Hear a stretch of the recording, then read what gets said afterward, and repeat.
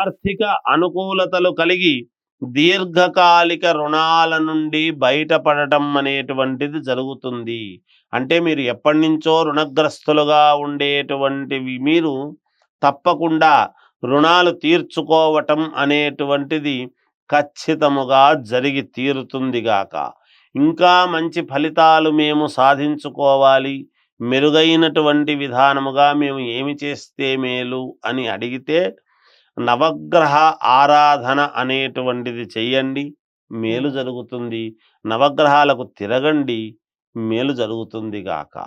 రంగులు, దిక్కుల విషయం చెప్పండి గురువు. ఇక ఎటువంటి రంగు దుస్తులు ధరిస్తే మాకు మేలవుతుంది అని గనక మీరు అనుకుంటే, తెల్లటి దుస్తులు ధరించండి. కొంచెం ఎక్కువ సార్లు మేలు జరుగుతుంది.